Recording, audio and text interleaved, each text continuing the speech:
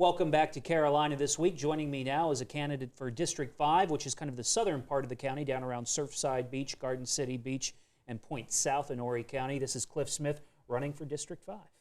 Hey, Tim, how are you? I'm doing good. Thanks for being with me this morning. Thank you for having me. Who are you? Why are you running for District 5 County Council? Well, I moved to Horry County, District 5, 33 years ago. Have never moved out of the district. Seen a lot of things come, a lot of things go, seen a lot of progress. Actually seen us take a step or two back in the past few years. And my wife, Diane, and I raised a family, 3 kids, Ashley, Allison, and Chase, and feel like I'm at the point in my life that I'd like to give something back to the community that's been so good to me, to be quite honest with you. Well, let's start off talking about some of the issues, and one of the big ones, of course, is infrastructure in Horry County. We have a lot of visitors, and we have a lot of people moving here, and a lot of people say that we don't have the roads to accommodate them. Obviously, Southern Evacuation Lifeline is something that would affect District 5. I-73 would affect District 5. Highway 501, whether you like it or not, doesn't go through your district, but affects everybody who lives in the county. What kind of infrastructure things do you think need to be tackled?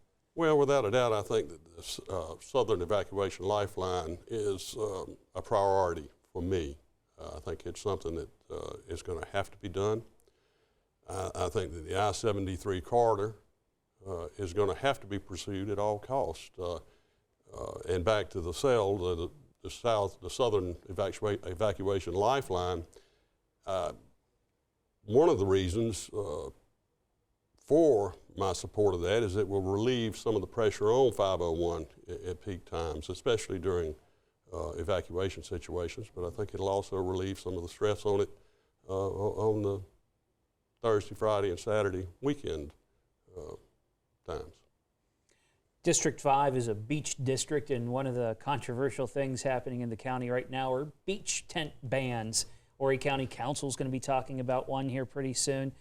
What do you think about banning tents on the beach? It's a good question. In my district, I haven't seen that there's a major problem with the tents. I understand in the metropolitan areas that they tend to group them together in very large groups, but my feeling is if our public safety officials can make a compelling argument that the public is in danger because of the tents, again, if they can make that argument, I would support that ban. You mentioned a few moments ago that there were some things that you've seen that the county take a few steps back in. I'm just kind of curious, where have we taken steps back? Well, that's more in the real estate industry than anything else. The county planning department, planning and zoning, did I think, an exceptional job in years past with the explosive growth that we had 7, 8, 9 years ago. We've had a chance now, obviously with the deflation of the real estate market, I feel like we can get in front of the development and be proactive in our approach to forthcoming developments in our area, countywide, not just in District 5. Well, talking about development, maybe not on the real estate end of things, but on the job end of things, that's the other big thing that just about every politician running for office likes to talk about, bringing jobs to their district. What do you think? What kind of jobs could be created in District 5, or is District 5 pretty well suited just for tourism and that's enough down there? Well, obviously it's going to be a little tougher with the transportation systems that are in place now for District 5 to bring any industry to the area. I think the I-73 corridor is really going to determine what kind of industries come to Horry County. In addition to that, to make Horry County a little more attractive, I think we need to keep our property taxes, our taxes low, and I think that the county government needs to live within its means to, just like you and I have to live within our means, and that's one of the things I intend to bring to the table. Let's talk a little bit about crime in the community. Sometimes there's a high perception of crime, regardless whether crime rates are up or down. What do you think about crime? District 5, countywide, Are we doing the right things to tackle crime in our county? I think that county government has done a great job. Would actually commend them. Crime in my district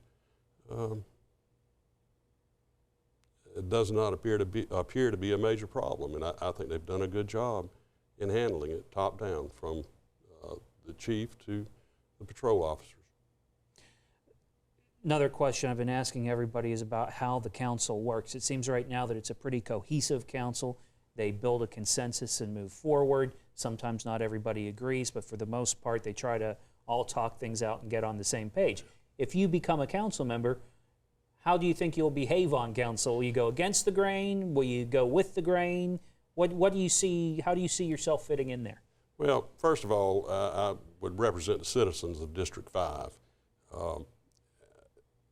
The next level would be communicating and getting along with the council members, and I think that I can do that, and I certainly don't think it would be a problem.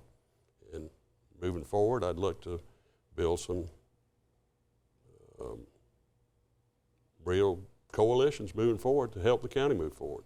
All right. Well, last question for you. Okay. Why should I vote for you? Well, I think I've said coming in, I've got 33 years of business experience. I have made the tough decisions. I've balanced budgets. I've made payrolls, and I can make those decisions for Horry County. And I feel like I'm the best suited based upon my business background. All right. Clif Smith, candidate for District 5, Horry County Council. Thank you for talking with me this morning. Thank you. All right. I enjoyed it. All right. Well, stay with us. When we come back, we're going to hear from a Rotary Club in Myrtle Beach that's putting on a big show next Sunday. Why you don't want to miss it is coming up.